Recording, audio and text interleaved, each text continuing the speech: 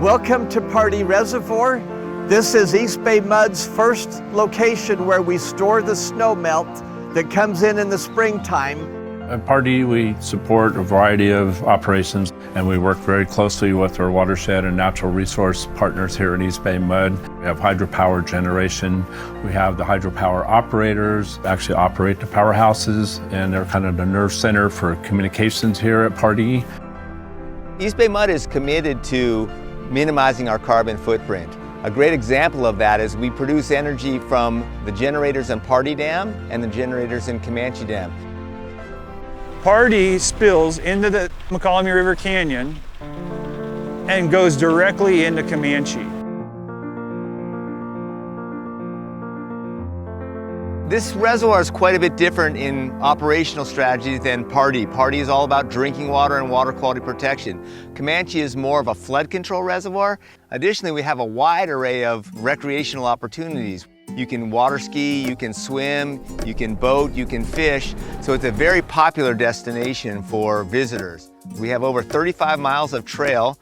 30 miles of those trail are part of the Mokelumne Coast to Crest Trail. We also have a sporting recreation area called the Comanche Hills Hunting Preserve.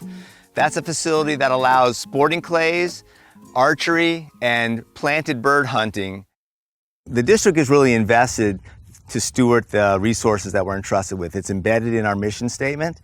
So we have over 28,000 acres of land in the Mokelumne area that we protect exclusively to insulate the reservoirs from impacts that might occur. So the water goes through Comanche Reservoir, through the dam and into the hatchery or down the Mokelumne River.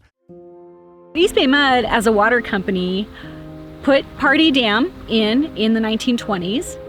And then in the 1960s, they put Comanche Dam in. When they put those dams in, basically we've blocked about 80% of the historical spawning habitat for Chinook salmon. And so because we did that, we have mitigation responsibilities. We've been doing habitat restoration on the lower Mokelumne River since 1992. What it's done is it's brought the river up out of the channel and onto the floodplain and provided habitat for juvenile fish as well as improved spawning habitat for adult fish. We are at the Mokelumne River Fish Hatchery at the base of Comanche Dam. This hatchery is run by Cal Fish and Wildlife, and the district provides the funding for the facility. We grow 3.4 million juvenile salmon, 2 million Chinook salmon, and we grow 150,000 yearling steelhead to support the steelhead population in the Mokelumne River.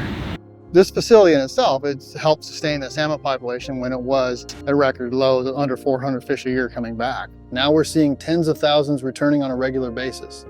On good years, we have provided 20 to 30% of the total ocean commercial catch in the state of California. So we spend a lot of time managing this river for those species so that they have good freshwater habitat and they have high survival when they get to the ocean and can survive in the ocean to come back. This river has been mined off in the gold rush days, so we're putting the old river rock back into the river to create spawning habitat for salmon. It's enhancing the river to a more natural state, instead of a river being more of a canal that just shoots water down. Our job in the Fisheries and Wildlife Department is to support district staff to protect the natural resources on district property. As biologists, we make sure that district activities have minimal impact on protected resources like California tiger salamanders, Valley elderberry longhorn beetles, and California red-legged frogs. The fact that we're here managing the resources that we've been entrusted to protect really helps us to deliver that high quality water to our customers in a way that is sustainable, and it's the right thing to do. Part of the water from Pardee Reservoir goes into the Mokelumne Aqueducts that travels 82 miles to the Bay Area to provide drinking water for the East Bay. In the south arm of Pardee Reservoir, there is the outlet tower that feeds the water to an underground tunnel that travels 2 miles to the west portal, where it breaks off into the 3 Mokelumne aqueducts. Our elevation is 550 feet above sea level, so we're able to use our location for a gravity feed into the system. During times of drought, we're able to take an allotment of water from the Sacramento River That's where we deal with Sacramento County at Freeport. They will pump water out of the Sacramento River into the Folsom South Canal. At the south arm of the Folsom South Canal, we have our clay station pumping plant, which will pump the water out of the canal 17 miles to our equalization tank at Comanche Pumping Plant. And from Comanche Pumping Plant, it'll pump an additional 7 miles to the Brent flow splitting facility. And then we're able to break it off into aqueducts 1, 2, or 3 down to the Bay Area.